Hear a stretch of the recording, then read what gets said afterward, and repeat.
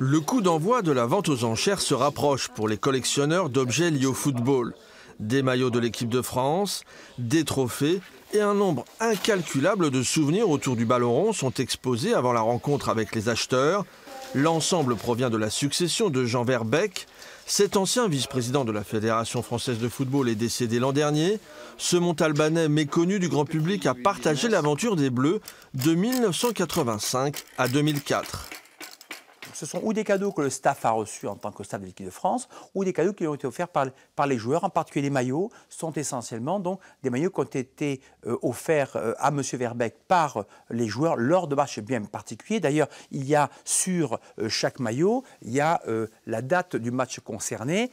Je prends l'exemple de celui-ci. Vous voyez, ici on est sur Allemagne-France en 1996. Voilà. Au total, 524 lots sont rassemblés dans cette salle des ventes. Selon un expert, des tickets de match anciens ont une cote qui se maintient entre 50 et 400 €. Cet amateur de foot est venu faire son repérage. Ça m'a pris quand j'ai arrêté le foot, en fait. J'ai quelques soucis de santé et le foot me manquait, donc du coup je me suis rabattu sur la collection. Un ami de l'ancien dirigeant sportif redécouvre avec émotion des objets familiers. Il a su se faire aimer par les joueurs parce c'était un humaniste, c'était quelqu'un qui avait des valeurs. Je dis qu'il y avait parce qu'aujourd'hui, dans ce monde du football, de business économique à 100%, c'est pas évident de trouver des gens comme lui.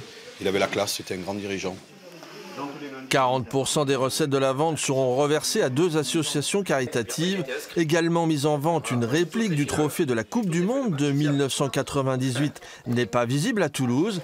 Cette pièce participe actuellement à une exposition qui se déroule à Montauban en hommage à Jean Verbeek.